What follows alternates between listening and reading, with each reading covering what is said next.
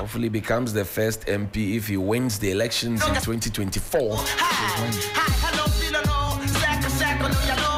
Presently, they don't have an MP. Gentlemen, good morning. Welcome to Sunrise here on 3FM 92.7. Good morning, my brother. Great. The Johnny Hughes. Yes, sir. Courage Nobi. It's always refreshing to encounter you. I mean, it's been over a decade and counting. No, more than 2 decades. That, Since about 2009. Yeah. Hey, actually 2008. Yes. UDS. Yes. Yampala. So it's gone. It's a long journey. I see. How is Movement for Change doing? Oh, by the grace of God, the Afro-Frantor continues to soar. Yesterday we were in the Western region with our market tour, and you should see. I mean, on Alan Chematin on all social media platforms, you would see the images, the footage, a lot of excitement. You know, in the days where political leaders have become endangered species, there is one who brings out the proverbial warmth of the Ghanaian. You know, you see a lot of love and all that they kept chanting. From Agunam Kwanta to Shama, across about 9 markets, change. Yabre NPP ni NDC, Yabre one, Yepe change, Yabre one. That was the common theme, right. You know, throughout. But the most important thing too is that Alan Chematin outlined his vision for the Western region. You know, in the Great Transformational Plan, every region has a focal development, a focus, so that Ghana is not Accra and Accra is not Ghana, you know. And so if you remember, he said Ashanti region would be the industrial hub under his administration. Then Greater Accra region would accommodate what we call the Freeport Enclave.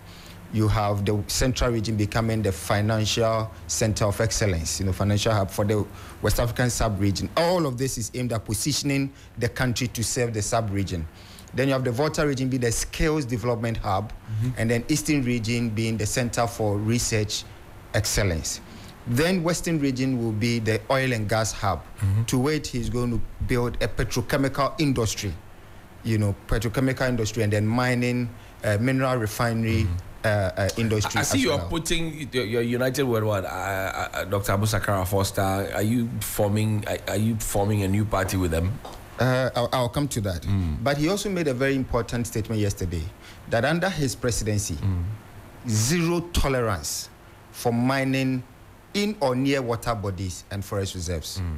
It is an outright aberration of the law, and he would make sure it does not happen. He will not tolerate it. However, what he would do would be to bring a model that would see local people be meaningfully engaged in responsible mining. Community mining. Not community mining. No, not community mining, not this cooperative, no.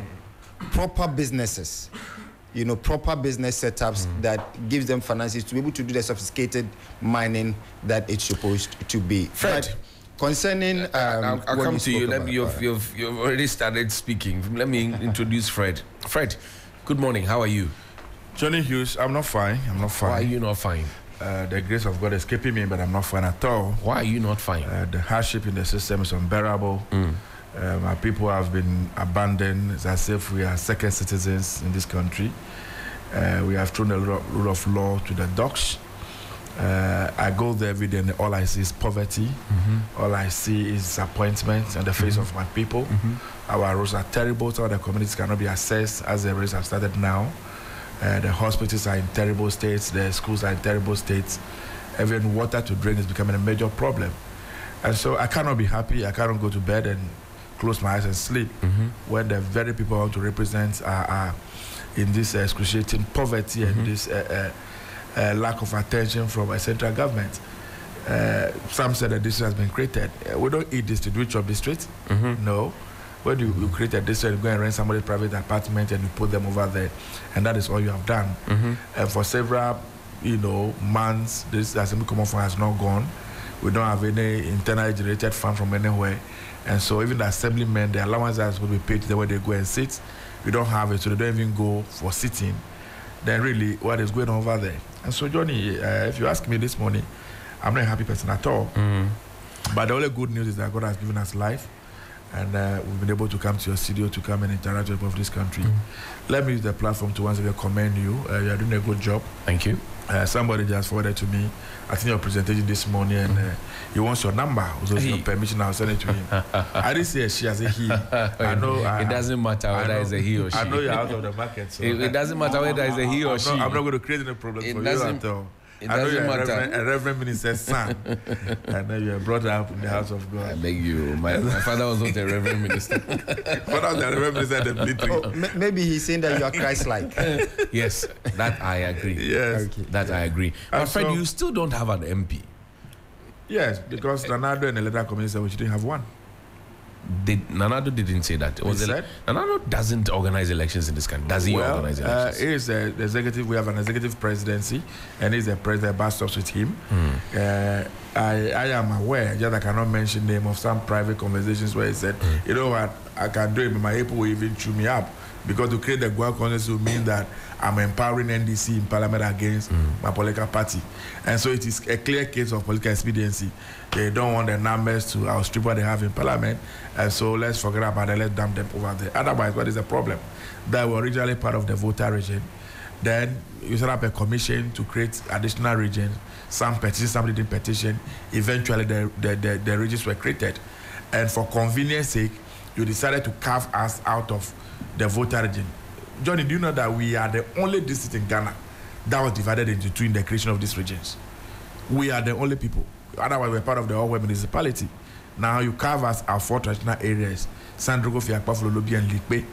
And then at a point, whether you're going to add us to Buem, whether we're going to be autonomous, you didn't know. Then later you announced that you're going to give us a district. Then the district was created. Then on the eve to the election, you issue a statement saying that we shouldn't vote for the parliamentary candidate and that we should do only presidential. And then once the elections were over, you were going to create a constituency for us. And we have been waiting since. Not until recently, the 30th of November, when the CIADA was matured. Right. And now we have a full-fledged constituency. We have a district, but we don't have representation. And so when my good brother and friend, John Kuma, passed on, and the leader commissioner announced that we were going to do a by-election, several people were wondering, why are you not doing the same for the people of Sal, or one for that matter? Because really now you have created a constituency. It's not as though you were originally part of any constituency and therefore we have a representation there or somebody speaking for. We didn't vote. We don't have anybody at all. You know, so why don't you then organize a by-election so that we can also get representation? If the people of Jisu are so important, if the people of all the places have organized by-elections are important, why do you think that over 50,000 people who live in the Guan enclave are not important and doesn't deserve representation? Courage, I come to you now. I saw your flag bearer with Dr. Abu Sakara Foster. Yes. What are you doing with the CPP, man? MPP and CPP there. Thank you very much. The political ideologies do not clash. No, I think, I mean, it's very clear that the times, and particularly for this election, requires some very new things to occur. I mean, this is an unusual election. This is an election which factors have not occurred in the Fourth Republic, i.e. you have a former president who had a resounding verdict on his performance, wanting to come back to power. You know, my brother Fred's principle. Then you have a certain vice president who has failed because he and his father are one. You know, Bawumia and his father, Nanado, are one, wanting to retain power one way or the other. Then you have a colossal figure of massive political experience, characterized by competence and integrity, pull out of a major political party, set himself up as an independent candidate, have a vehicle called the Movement for Change, you know, wanting to also wrestle power from the duopoly. The two parties have not been able to deliver the transformation that we need in the past 31 plus years. All right. So it's an unusual election by all standards. And so for that, you would expect certain unusual happenings. I think one of those is what any meaningful independent candidate will do. So we've been engaging across the board, and the number of political entities within the Ghanaian polity who have agreed to come on board into what we call the Alliance for Revolutionary Change. to press home and make sure that we're able to boot the NPP and the NDC out of power for this 2024 election. And you think that is going to work? Absolutely. Because, trying to put all these, sorry to call them minority parties together, has been a long-standing dream. And it doesn't seem to have worked. Well, the reason we have had the Great Alliance. You remember the Great Alliance? Yes. Yeah, the Alliance, we have had that. We have put all of them together. It didn't work. What makes you think yours will work? I think on the basis of historical data, you are right to be skeptical. But like I said, there's nothing unusual in this year's election. There's nothing usual about it. Nothing formulaic about it. And that's why tomorrow, God willing, at the UPSC auditorium, when we outdoor the alliance, you see the various parties to the alliance. You have a lot more than just... No, a lot more. We're talking about minimum about 6 other parties coming together to join with the movement for change. I see. And do you have the numbers? And if you look at the accumulative numbers, there are a lot of other people that we are engaging. Okay. So between now and the elections, a lot is possible and a lot will be happening. But the important thing is the big outdooring will be tomorrow. Tomorrow. Okay. UPSA auditorium from 1 p.m. all the way to about 4 p.m. Right. Am I right there? Of course. The movement for change, it's a movement, it's not a political party. So members of other political parties are free to come. I see. Are free to come. What is important is that the Honorable Alanche Martin has put out a bold plan for transforming Ghana. And all these parties to the alliance identify with the plan. So there is something that is uniting them. And that is the plan for the transformation of Ghana.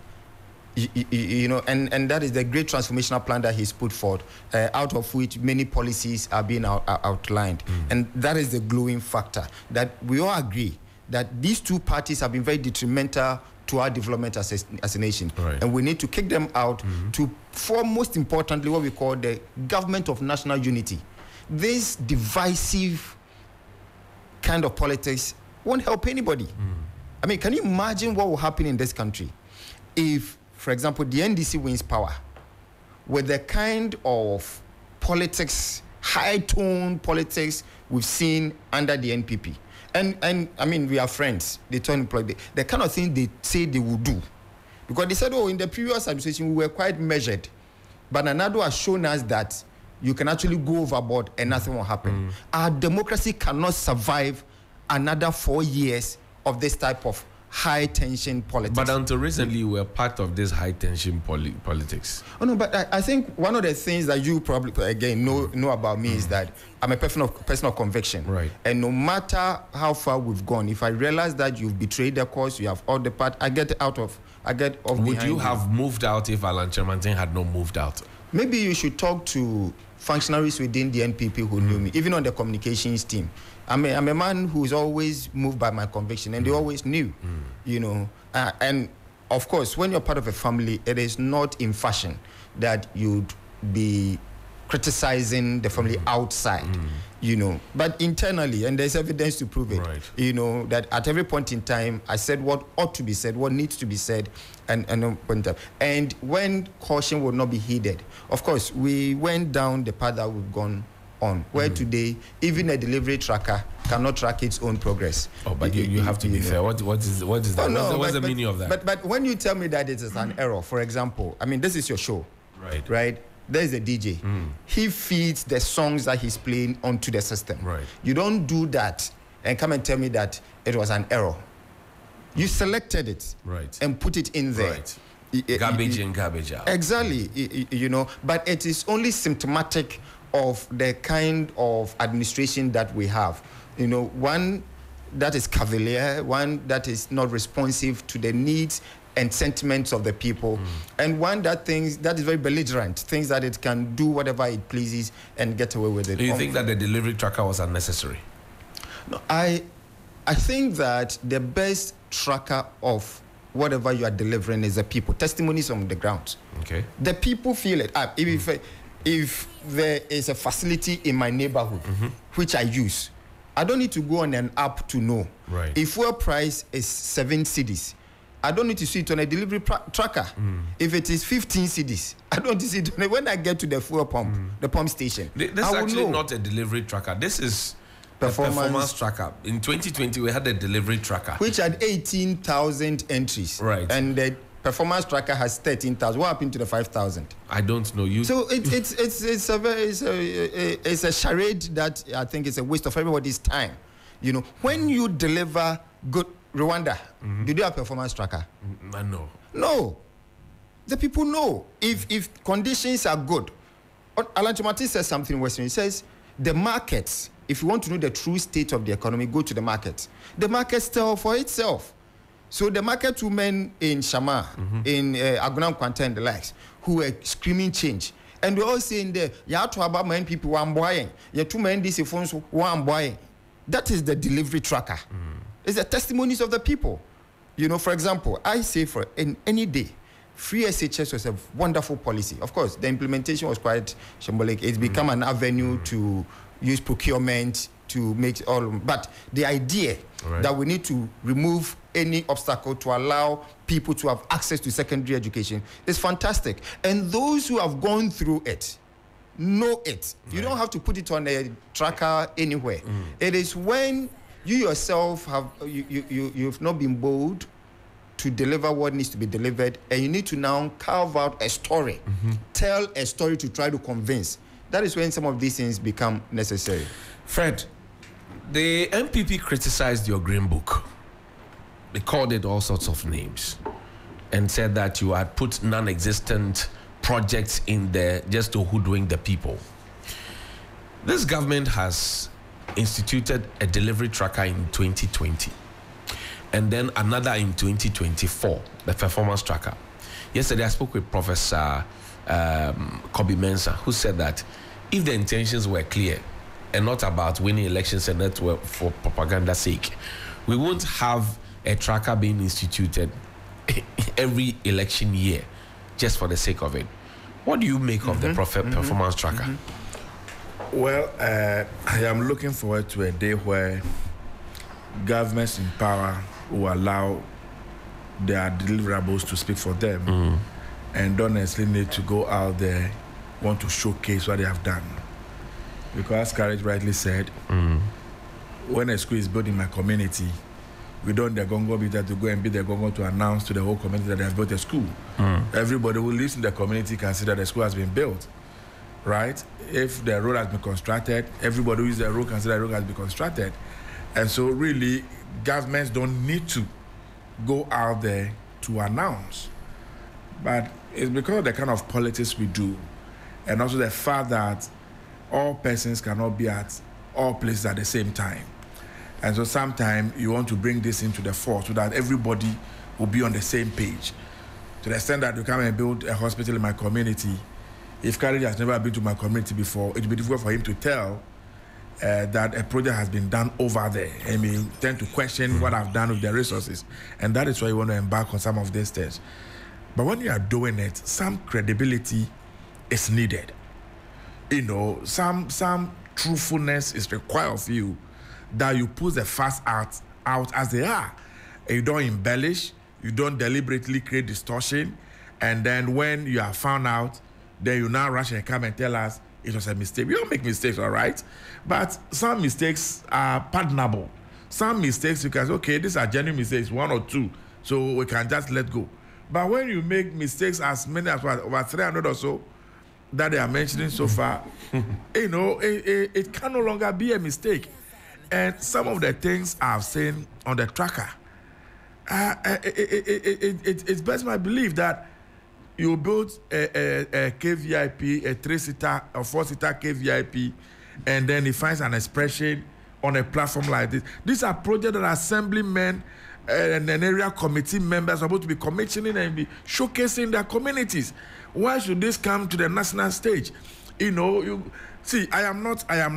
I saw 28 jerseys to Zongo communities, and it's on the tracker. I was like, and I said, look, I mean, when Courage and I were doing SRC business, these were things that we used to do. We're doing free. We're doing it. We're doing it. So maybe we need to go back and take our praise properly. Maybe. I think that seriously, I am not an MP. In my area alone, I have sunk almost 12 boreholes. I'm mechanizing some of the boreholes. I'm doing school projects. I'm going to hospital. I'm doing a lot of things, which are far more than the things I'm seeing on this so-called tracker. How do you go and put in a tracker? You have done road ramps in a community, ramps or road ramps, speed ramps, yes, speed ramps. Then that one is in your tracker. It's like, what is going on here? And so this government, like, right, Courage has a question that is very, very fundamental. If you go and check the 2020 tracker that was put out, is it performance tracker? Whatever that one is delivery tracker that they put out. Performance tracker. The Alhaji Bawumia, who now is the leader and the flagbearer of MPP, told us they've created over 18,000 achievements. Achievements. So what happened to over 5? Because now what they have announced is about 13,000. So what happened about the 5,000? It diminished. It never existed at the time it was mentioned. And so maybe the 18,000 is separate from this one. So you add 18,000 to the 13,000. No, except from 2017 till date. From 2017 to date. So there's no way you can separate it. So why wasn't the upgrade done on the delivery tracker? So it tells you that what was put out in the first instance was a lie. You and I didn't have the opportunity to really scrutinize and go right and check. And so they thought that we would just put something out and then that will be it. And that's what they have repeated same now. You see, this government, before God and man, is a monumental failure. And I'm on record to have said that history will not remember Nana Akufo-Addo and Alhaji Bawumia kindly. I don't think that one day we are talking about presidents who have governed this country, we even want to mention their names. I dare to say that even military leaders have done far, far, far better than them.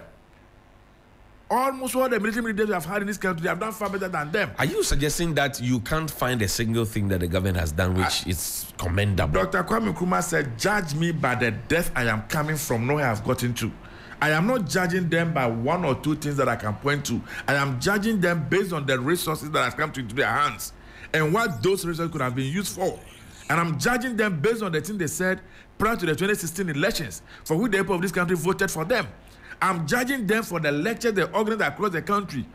Johnny, at a point, even as an NDC member, national executive, at a point when I listen to Dr. Bawumia, I sit back and I say, you know what? It appeared the Messiah has dropped. It appeared this is a guy who has been looking for all these years. You doubted yourself. At a point, the guy got me confused.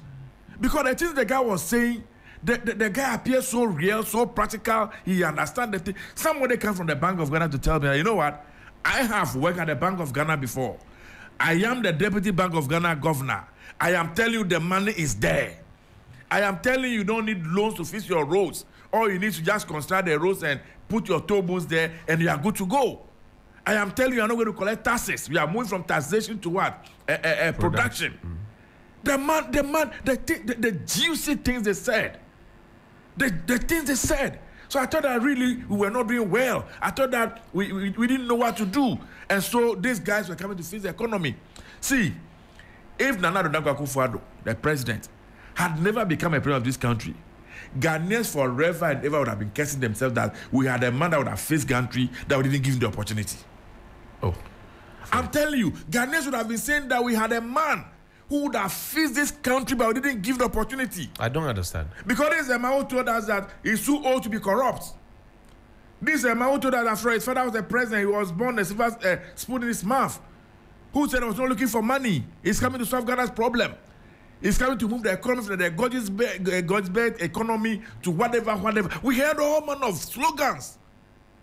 They were so appealing to the ears. You sleep and you be rhyming them. One district, one factory, one village, one dam. One constituency, one ambulance. One constituency, $1 million per year. Who doesn't want these things? If my one constituency, I can get $1 million per year.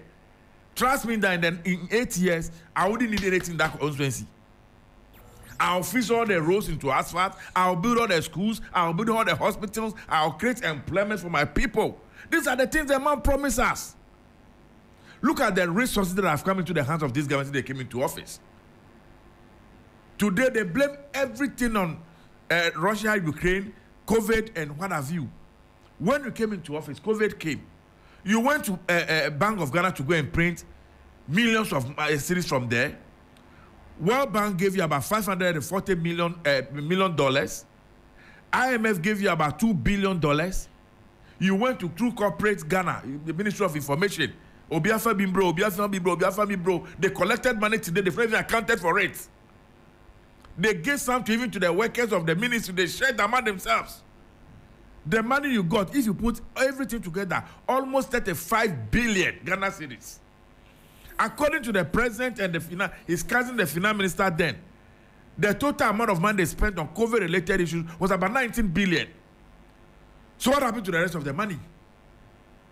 But for their Northeast deputy women of the regional women who came to tell us the ratios in which the money were shared. Felicity Tete. Who told us what the MPs got, what the chairman got, what the secretaries got. Everybody.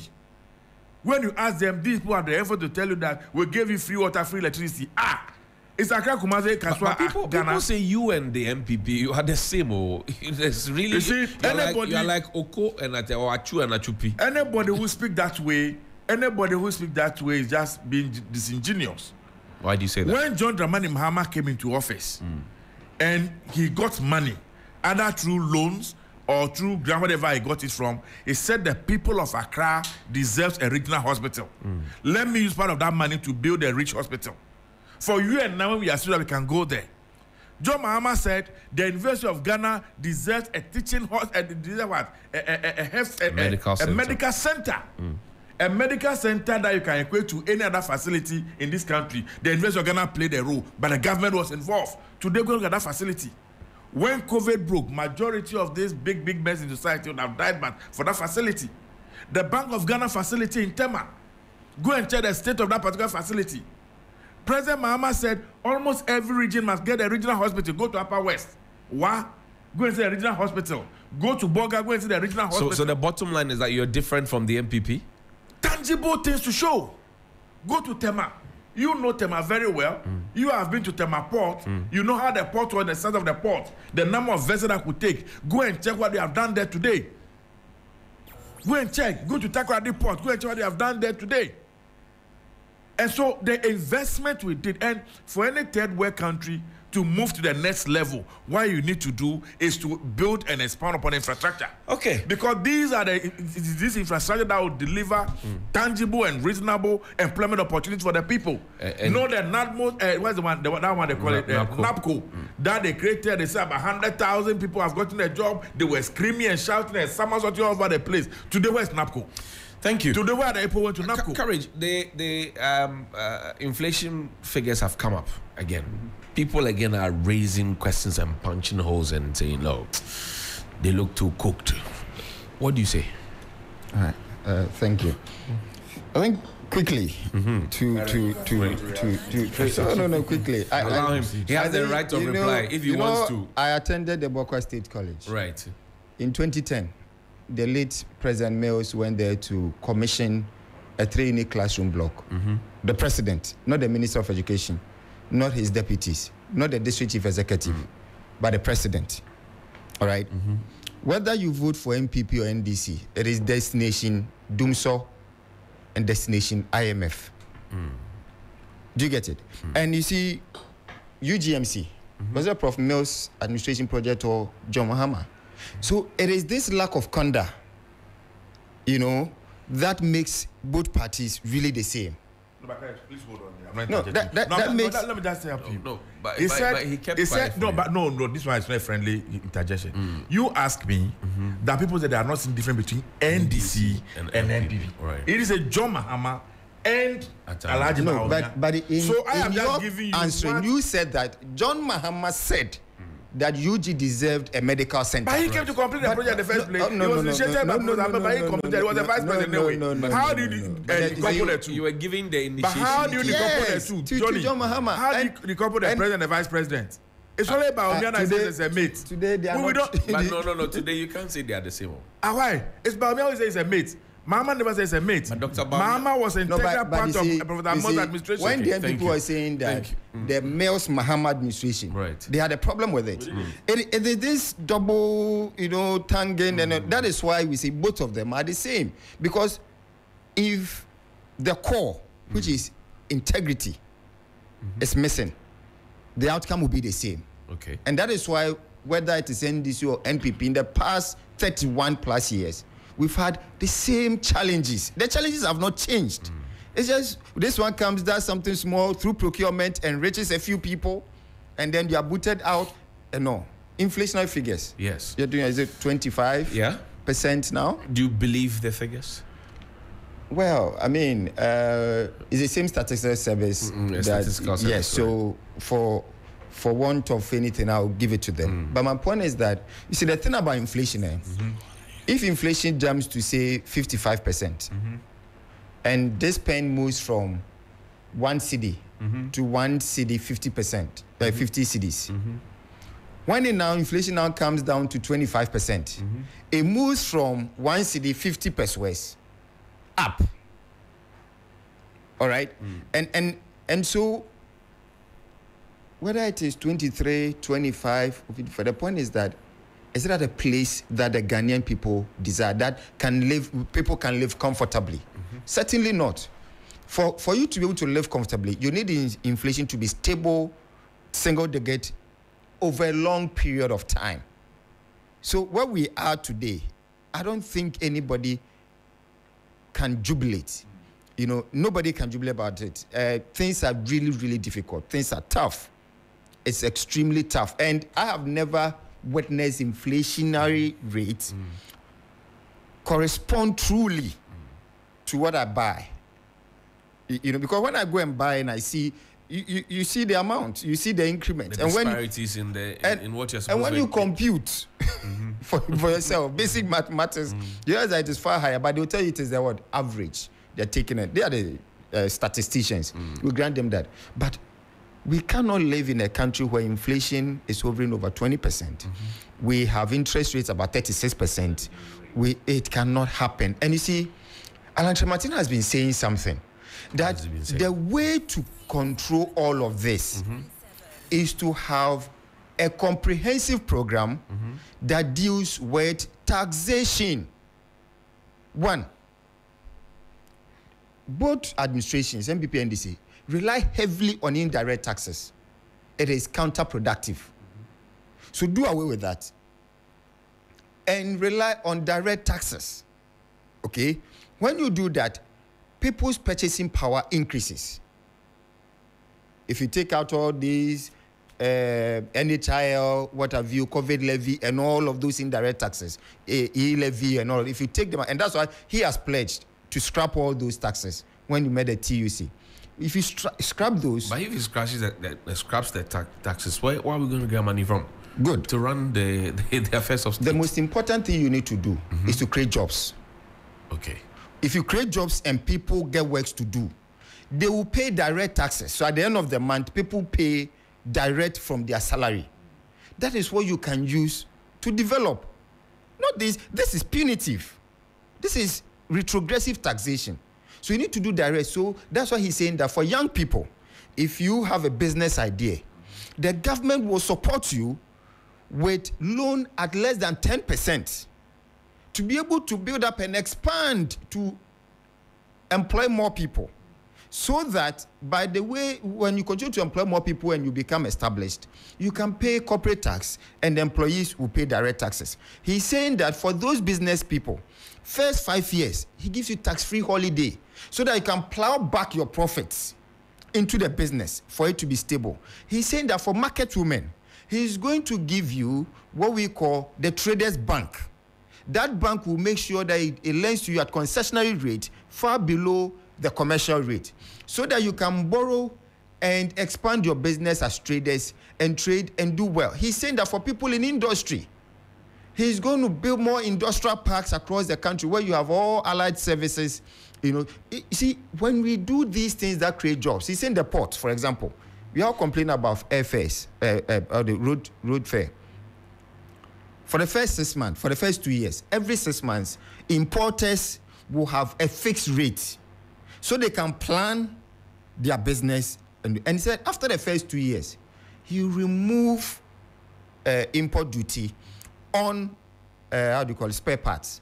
Can you imagine the impact of that? It's not too lofty. It is not. Because this was said before. You remember that?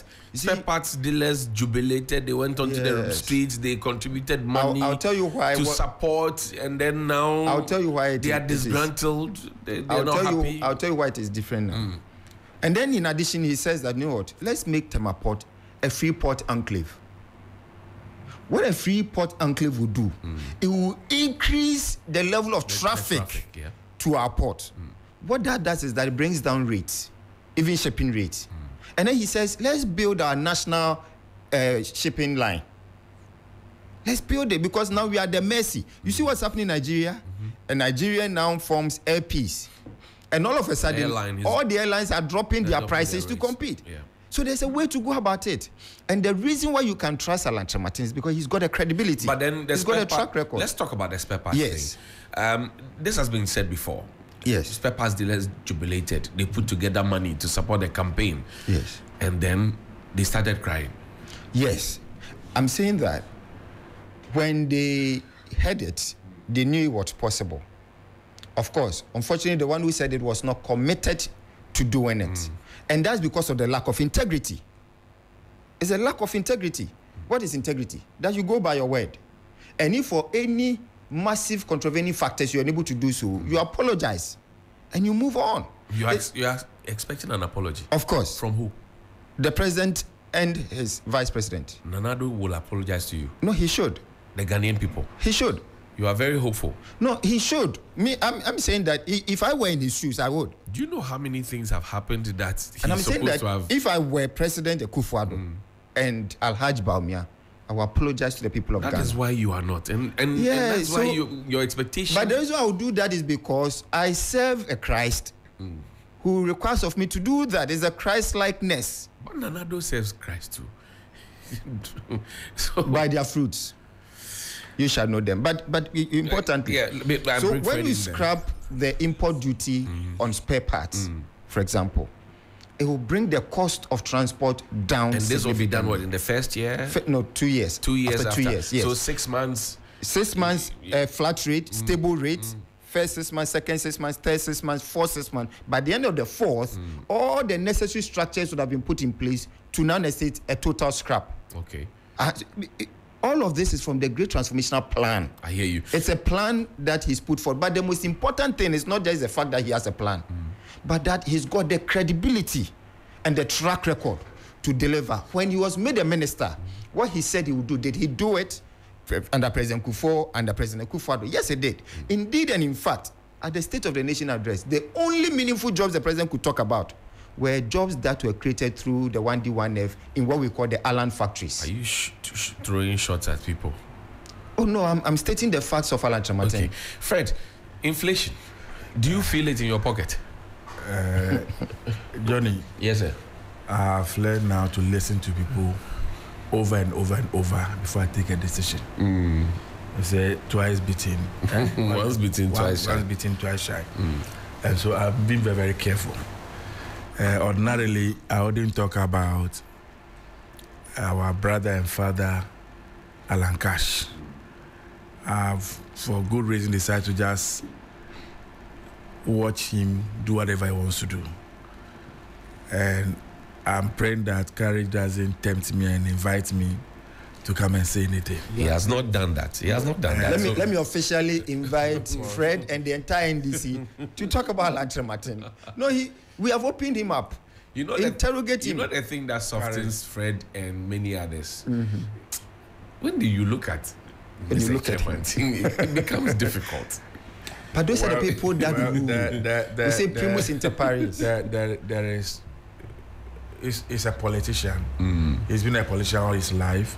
He served in President Kufuor's administration, different capacities. He was part of Akufo-Addo's administration. In fact, when they were naming the economic management team members, his name featured very prominently. And so, when you are talking about the ills of this government today, you cannot say he was not part of it. Just as Kari want to take Professor Jan Bafo. What did he do? Alan It's the same thing. He was a cabinet minister. He sat in cabinet meetings, whatever policies and programs did formulated. He was there. He was in charge of trade. Yes, there are several things that we know that happen behind the scenes, even at the trade ministry, agencies and departments and the ministry that were taken away from him. We know all those things. But the point I'm making is that Alan Kojo Kyerematen is not necessarily a new person. He's been around us. I can only wish he and his organization the best of luck. I think that if there's any policy statement I've heard, I'm sorry I'm biased, but it's the truth.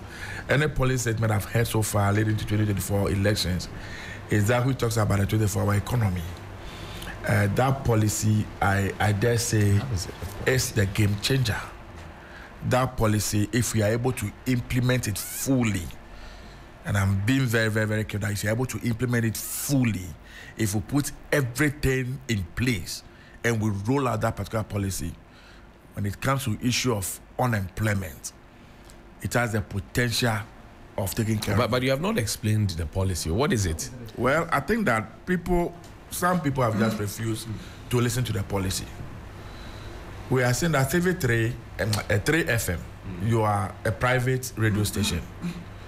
I'm sure by now you run from 6 to 6, like 6 a.m. to the following morning 6 a.m. That's right, we do. You do your program. Right. So somebody can say that you operate a 24-hour service here in this end. Right.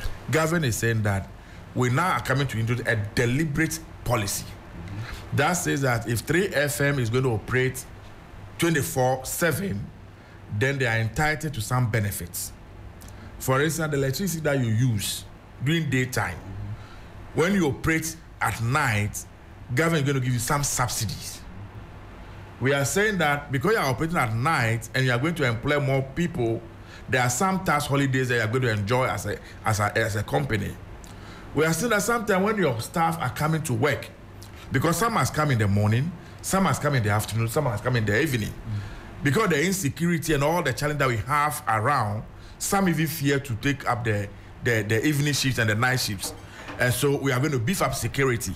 We are going to have a combined police and military a patrol team that will be in place, that will create the environment that people will be free and okay to operate in even at night. We are saying that the lighting system is an issue that we have to look at so that it becomes a conscious policy, a conscious program. I have always argued, what is the point in going to passport office that you want to go and acquire a passport? Up until recently, all you need is about 100 Ghana cedis to acquire a passport. Now you fill the form online, and then you are given a date after 4, 5, 6 months to come and take your biometrics and fingerprints and the rest. Before finally you are invited that your passport is ready, come and pick it up. If the issue is the number of people and so that the efficiency is low, we are saying make that institution run 24-hour service. You have about 3 or 4 shifts. Some people go in the morning, they are printing, others will come in the afternoon, others will come in the evening. Instead of maybe asking the taxpayer to pay 100 Ghana cedis and wait for 5 months, ask him to pay me 110 Ghana cedis and get his passport in 2 days. Right? So instead of going to see a Goro boy and pay so much money to him and he run away, let that money not come to a fund. So that money that comes to that dedicated fund is the same money I used to pay. I see. Fred, you tell me, if you ask Courage right now, he will tell you that Alan Kyerematen has already finished putting figures to all the plans they have so that they know how much is going to cost, that they have done their projections. In fact, we have even committed to present the budget for 2025 before the elections. So that's what I'm saying. Now, this 24-hour economy that you're preaching to us, have you done any projections of how much is good? Because I don't want us to go back to a free SHS situation where we announce the policy, everybody likes it, then they ask Nana Addo, how much is it going to cost? He says, when I tell my people, I agree, and I have always maintained that our problems are the same. We all want to solve Ghana's problem. What we need now is the methodology you are going to use to solve the problem and where you are going to get the resources from to solve the problem. And so the question you have asked is a very, very good question. You say you want to run a 24-hour economy. How are you going to run it? You have explained. Where are you going to get money to run it? We need to be able to show it. That is why, as NDC today, we have said that the practice in the past where a few people are put in a room somewhere and say, think for the whole of Ghana, and come out with a document you call a manifesto, that when you win power, you're going to use to govern the country. We are no longer going to do that. We are now going to go to every corner of this country, engage with all identifiable group of people. Let us take their view, let us take their ideas, what they want, what they think that should be done. The manifesto team, the various committees were set up. We have finished our various committee works. We have given it to now the main team that will put everything together, that will do the costing. If you check our 2020 manifesto that we brought, almost all the policies that we announced, we costed it. And we gave the source of revenue for all those policies. It's the same thing we are going to do. Okay. So by the time we are going to launch our manifesto, we are able to tell you the total amount of money we need to roll, for instance, the 24-hour economy program, and where the money is going to come from. All these things will become a public knowledge, so that will inform the issue of Ghanaians as to whether they will believe and want to go with us or not. So we are not going to hide it. Let me bring in. Let me come to your substantive question. I'm coming. Courage has to run away. Courage spoke a lot. Okay. Sorry. Yes, you're asking me about the inflation and what is then inflation. You went into 24-hour economy. If you do that again, because he decided to announce his policy. As they say in the local parlance, I'll tear it from your time. Journey by the sea, right? Yes. Yeah, Journey by the sea. Enjoy. Coastal boy. Yeah. So this thing about inflation, I am reluctant to sometimes pick on state institutions, especially when some of the things I want to criticize are not the things that just starts today, but things that have been happening all these years. The men and women working in the statistical service are Ghanaians, and you want to credit them with all the credibility and all the integrity that you deserve to work at an institution like that. I am not too sure if the inflationary figures that have been put out in this country all these many years are really a reflection of the reality on the ground. I am not too sure. I've always had concerns with the figures and the measuring baskets. Okay. The items that we put in the basket. I've always had a difficulty with it. And so if you tell me today Ghana's inflation stands around 25%, again, it doesn't support the fact. If I leave Accra on Friday, then I'm going to my constituency, and then I'm holding, say, 20,000 Ghana cedis or 30,000 Ghana cedis. I leave Accra on Friday. I spend Saturday, Sunday, Monday. By the time I'm coming back to Accra, it's as if somebody has stolen all the money from my bag. And then I begin to hazard a guess. What did we buy? What did we give to this person? Blah, blah, blah. And so when I do that basic analysis of the rate at which money goes, you go to a supermarket and you buy 4, 5, 3 items. And when they give you a budget, and then they tell you that your inflation is just 25%, I doubt it. I doubt it. It doesn't support the reality and the purchasing So power. at least you and Courage agree that you look at the figures and you look at what's happening in your life. Yes, it doesn't tally. It doesn't tally. It doesn't work out. It doesn't work out at all. I believe if you really want to be sincere and very true to ourselves and pick all the major items that people spend money on and use them to measure and to determine our inflation, I don't think our inflation is below 40%. I hear you. Courage, the NDC is asking the Electoral Commission to come clean on the missing BVDs. Codeo says, NDC, look, you have made a call. Provide proof, because it appears that you are questioning the Electoral Commission with some malice. You are an interested party in this elections. BVDs make sense to you. What do you make of all of what is going on? This Electoral Commission coming to say that, oh, indeed, it is true what the NDC have said, that some of our BVDs have gotten missing. We have reported to the police, they can't be used for anything, you know. How does that sound to you as a political, as a movement? Okay, thank you. I think the crux of every election is a referee. Whenever you've had countries throw themselves into chaos after an election, is because of mistrust in the Electoral Commission. When you get to the streets of Ghana and you see the level of desperation the level of despondency on people's faces, the level of suffering that the ordinary Ghanaian is going through. This election, like we say in Akan, to it, it is to it, it is in anger that we will make our choice. So anything that impugns the integrity of that process is a very big danger for the democracy of this nation. And that is why we need a commission that operates by one mantra: transparency. Transparency at every point in time. It is good for me that there were those who came out first to inform the parties of the missing BVDs. Right. For me, that's a good move. But it must not end there. But the announcement from officialdom did not just come. Somebody mentioned it. NDC triggered it that we know that machines are missing. Yeah, but I'm told that it was after an IPAC meeting, right, where they mentioned it before. So it was just after that the NDC now put it in the public domain. That's the narrative that I have seen from the EC. And as of that time, the Electoral Commission had not officially informed the police and the public. And that's where I was coming to. Yes, that the democracy of this country is not just about the political parties. It's about the people. It is for the people that we've instituted this democracy.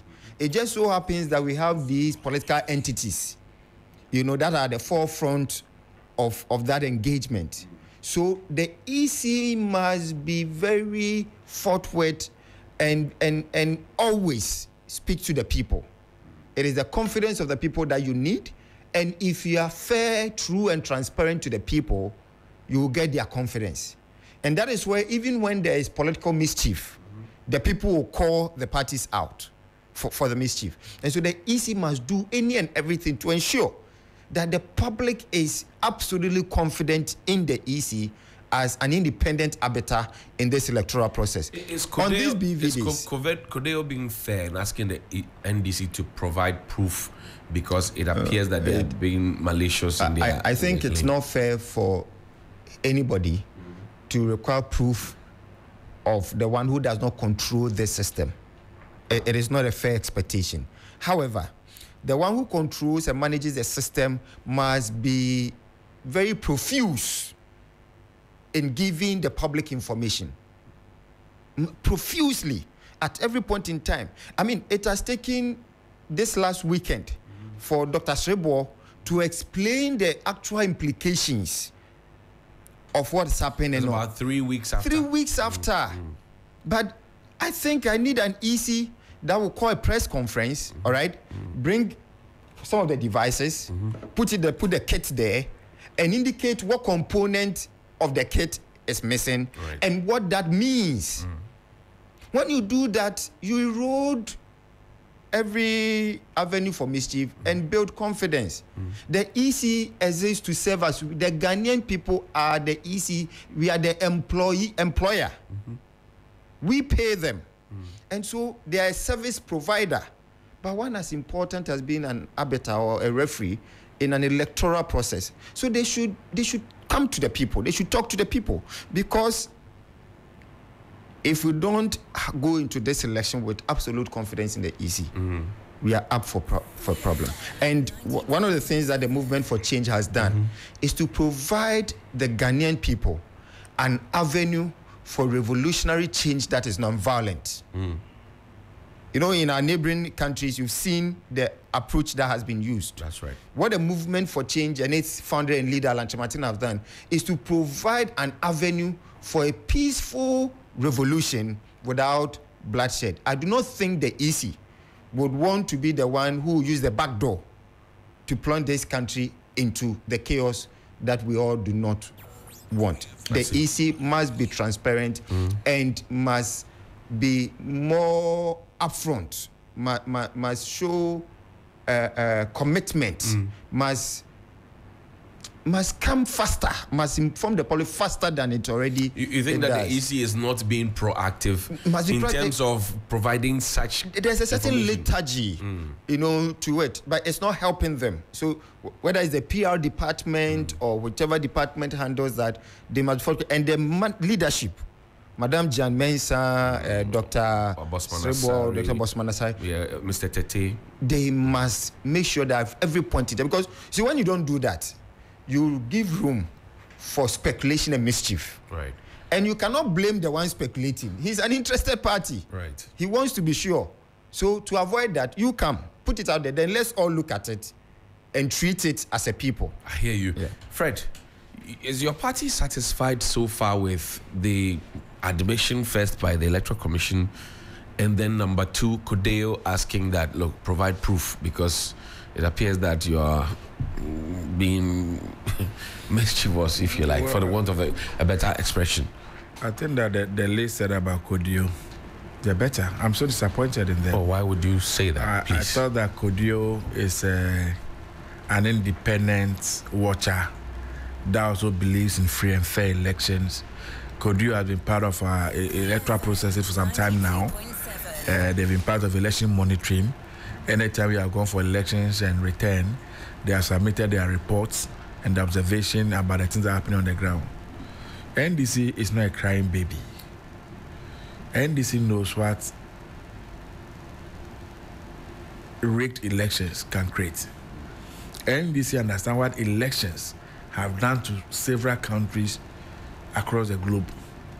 And so when we see the red flags, it's only fair and proper that we point them out, because we want a free, fair, and transparent election. Listen to Mr. Ayin. Listen to him. When we register in this country, at the end of the day, when they close, the people who register on that day are given to every country. So when we register in this country, at the end of the day, when they close, the people who register on that day are given to every country. So doesn't it stand to reason that at the end of the day, when you put it together, you may want to compare it to that of the EC, or even maybe with some of your party guys, to ascertain whether the numbers tally. If they don't tally and something is untoward, then of course the EC is to blame for that. You see, so until the NDC is able to prove to the EC that these machines can be used to do 1, 2, 3, or ABC, then we need to give them the benefit of the doubt. That is the EC. You see, they are saying that you even have to access these machines with a code, and nobody has that code. Fred, you see, when people talk like this, how did this issue become a public issue, a public discussion? We raised a concern that we heard that some BDVs are missing at the Electoral Commission's outfits. The first response from the Electoral Commission was that it's not true, and that nothing is missing, and there are just a few computers, laptops that they cannot trace. Electoral Commission will check the operations. The items are not just lying there for anybody to go and pick. Every single item that leaves the Electoral Commission is assigned to an officer. Every single item of the Electoral Commission has a code. And so you are able to track that this particular device left EC headquarters, he went to the voter region. In the voter region, he went to K2 North District. In the K2 North District, this is the officer in charge and who is responsible. And so under no circumstances can anything get missing and you don't know who is keeping it or who you handed it over to. Don't tell us that these computers and BDVs, nobody can manipulate it for anything. If we cannot manipulate the mechanism for anything, why did you procure it in the first place? We know what is happening with the Electoral Commission IT department. What is happening? We know the caliber of persons, MPP known persons, whom they are describing as IT experts, who they have packed at the place. Madam Mensah, when she got in, said that, look, she looked at the department, she saw it in a very deplorable state. She didn't think that we even had control over the data. So she asked how much they needed, and they got nearly about half of what we were paying out. I remember that very, very well. And she got them to set that up. How do you come and say that they are MPP people? But these are persons we know. One of them from Borno Ahafo region, a communicator, party agent, we know him. We all live in the same community and the same society. Don't we know them? We know them. We in NDC, we have said that 2024 elections, we are not going to the Supreme Court. Hey. We have said that 2024 elections, just as our people were killed in Techiman, we are not going to allow anybody to kill our people for free. We have said that the peace of this country matters to us. And so we are going to insist that the right thing is done. That whoever is voted for by the people of this country, that person on the 7th of January 2025 will assume the presidency and the leadership of our country. We don't want a situation where electoral commission, their commissioners in their office, will determine who governs and who rules this country. We are going to insist on that.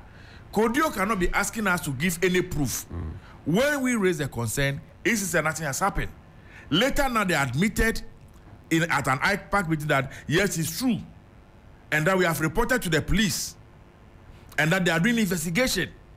I don't know how long that is going to take them. We are in this country.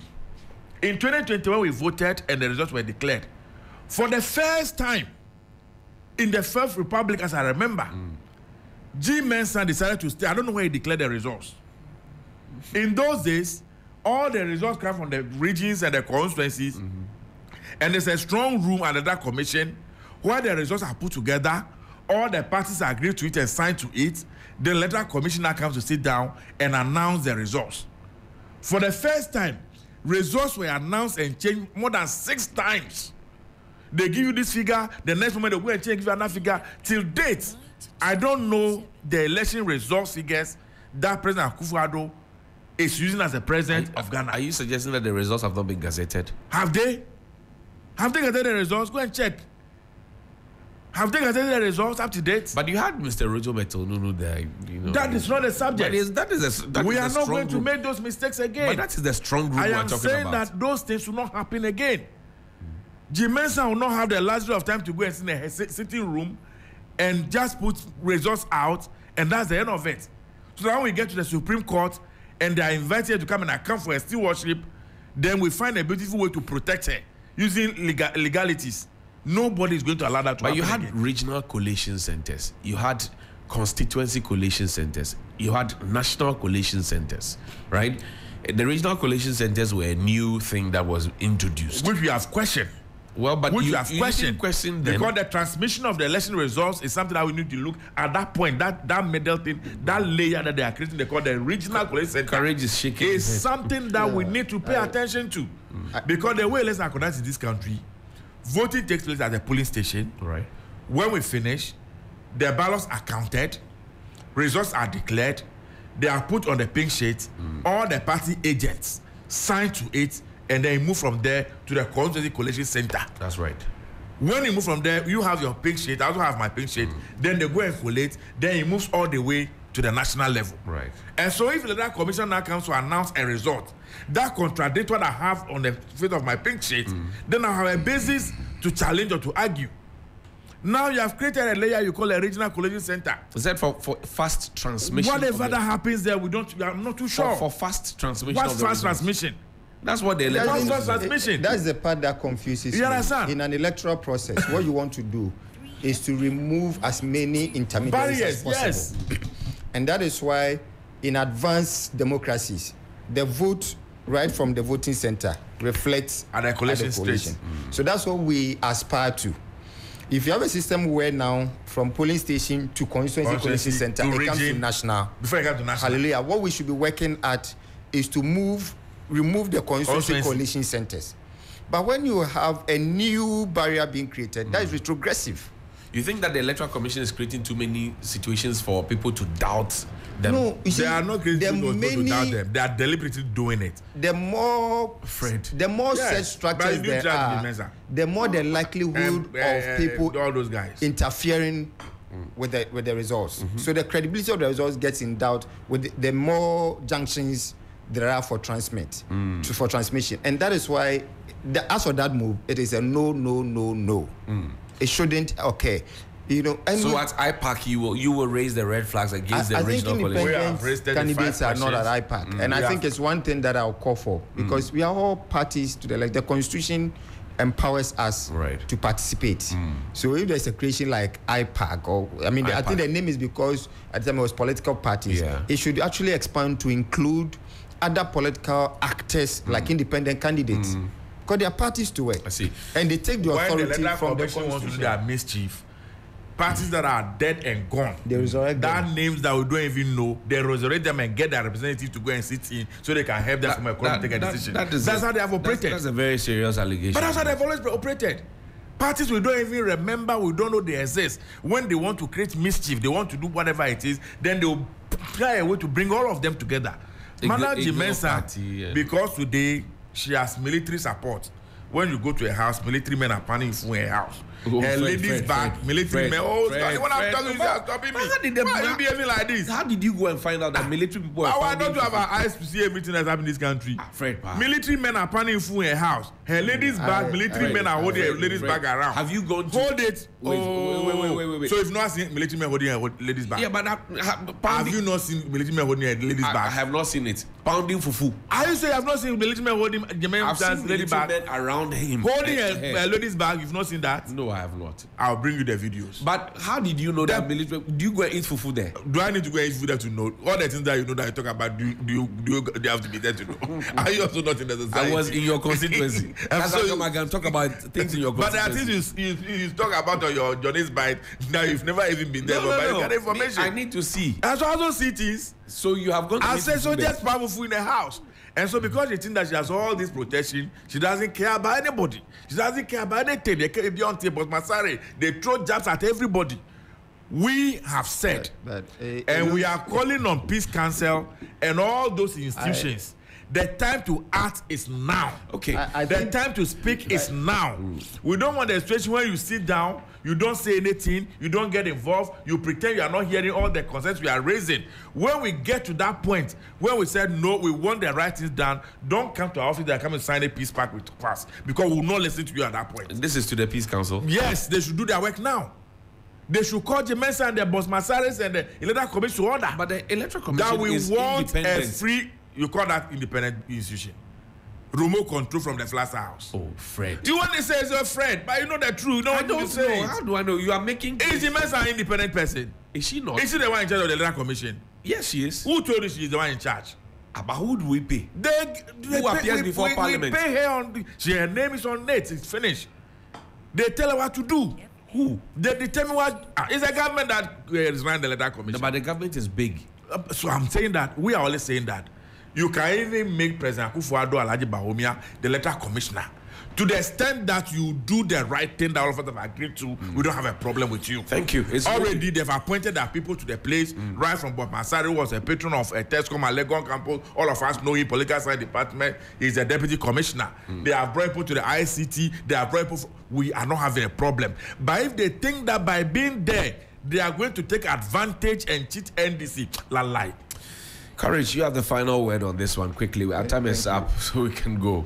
Yeah, thank you very much. I think, my brother Fred here has typified the way the two parties have really functioned. You know, when we're having the policy-oriented conversations, he was quite mellow. But this EC discussion has just sort of like resurrected him, and his volume is gone through. Because it's always been about the elections. Right. And many times, immediately after election, they go into what? The next election mode. The next election mode. No, development, hibernation, and the next election mode. Election mode, it's not been helpful. And this is why it is absolutely important that we break that cycle. We must break that cycle. Break that cycle. Not break the 8. This 2028. Okay. Yours is break the cycle. Maybe we should break the 2. Okay. You know, because MPP wants to break the 8. Movement for change. What do you want to break? The duopoly. Okay. Break the duopoly. Yeah, break it. Break it. Put the 2 aside. Okay. And then have them now begin to have an introspection to be able to reform, to serve this country better. But Alan Kyerematen is your man who has the message, but not just the message. He's the man with a plan, with the credibility and the track record to do what he says he will do.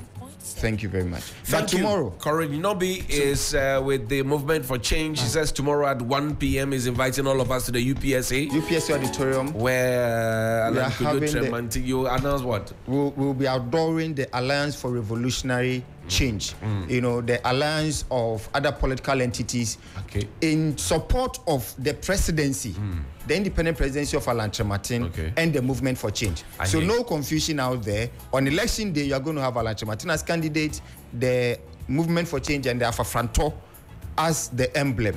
But it will be with the support of the National Interest Movement and a lot of other political parties that will be adoring tomorrow. Thank you. Fred Agbenyo is also the NDC's parliamentary candidate for the Guan constituency. Santo Kofi Akpafu Likpe and Lolobi, they have no member of parliament.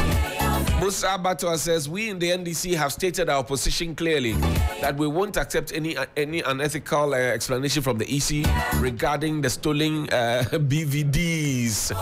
And we're calling the IGP as a matter of urgency to arrest and investigate those security at the Manning the EC headquarters. We'll protect the verdict of the people with our last blood, because it's better to die fighting for the people than to die in current economic turmoil. Your candidate was part of the government. You are now not new. He spent 7 years with the government. Remember that King Joseph Nitan says so. Mr. Courage Shinobi. We have to go. My name is Johnny Hughes. Thank you very much indeed for your time. Happy birthday to GJA President Albert Jobfo.